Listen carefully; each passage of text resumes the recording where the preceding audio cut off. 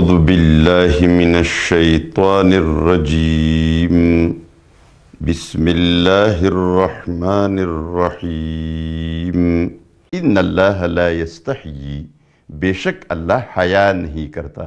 یہ بات یاد رکھیے کہ جب حیا کا نسبت اللہ کی طرف ہو جائے تو حیا سے مراد اس فعل کا ترک کرنا ہوتا ہے، چھوڑ دینا ہوتا ہے۔ تو یہاں ہم معنی کریں گے بے شک اللہ نہیں چھوڑتا۔ کیا نہیں چھوڑتا؟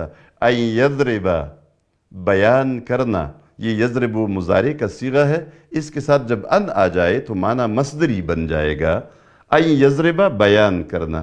اللہ بیان کرنا نہیں چھوڑتا مثلا ما، کسی بھی مثال کا۔ یہ ما مثلا کے ساتھ لگا ہوا ہے، اس کے ساتھ میں کوئی بھی مثال بیان کرنا اللہ نہیں چھوڑتا۔ بعوضتاً، خواہ وہ مچھر کا ہو، فما فوقہ، یا اس سے اوپر۔ اس سے اوپر سے مراد مچھر سے بھی زیادہ چھوٹا۔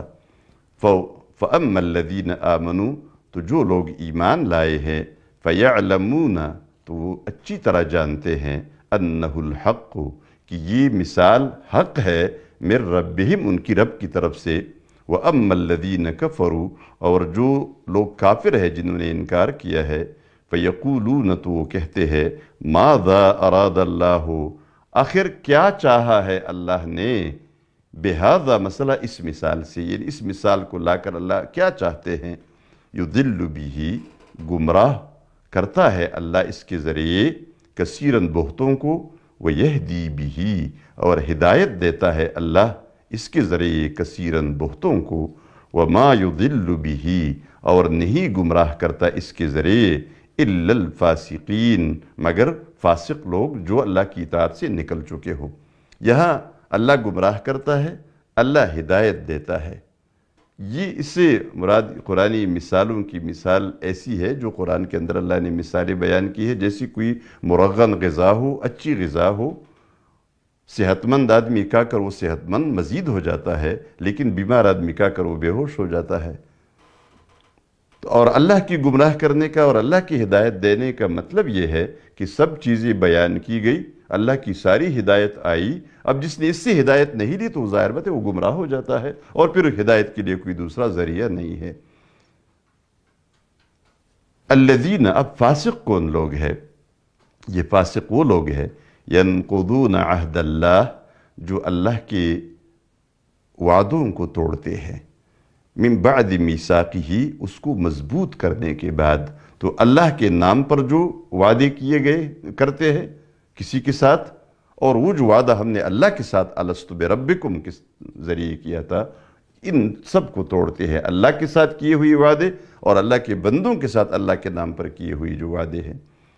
وَيَقْطُعُونَ، اور توڑتے ہیں، ما امر اللہ بہ، جس کا اللہ نے حکم دیا ہے، ایوسول، ملانے کا، پیوست کرنے کا، یعنی اللہ نے جن رشتوں کو ملانے کا حکم دیا ہے، قائم رکھنے کا حکم دیا ہے، ان رشتوں کو توڑتے ہیں۔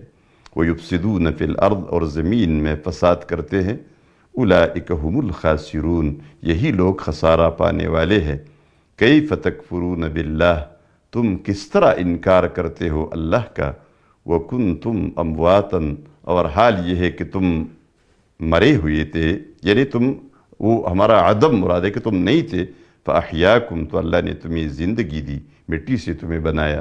ثُمَّ يُمِيتُكُمْ، پھر تمہیں اللہ موت دے گا، مار دے گا۔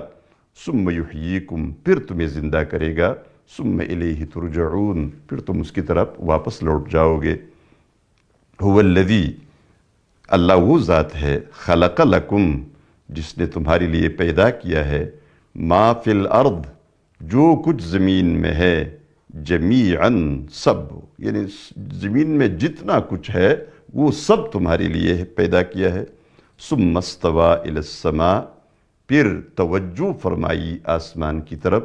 استوا کے ساتھ، جو استوا کا لفظ ہے، اس کے ساتھ جب بھی الہ آ جائے، وہ عربی زبان میں کہا جاتا ہے اس کا صلہ جب الہ آ جائے، یعنی اس کے ساتھ جب الہ آ جائے تو اس کی معنی توجہ کی ہوتی ہے۔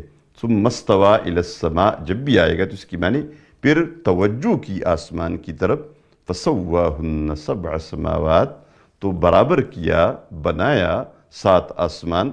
وَهُوَ بِكُلِّ شَيْءٍ عَلِيمٌ، اور اللہ ہر چیز پر عالم ہے، یعنی ہر چیز کو جانتا ہے۔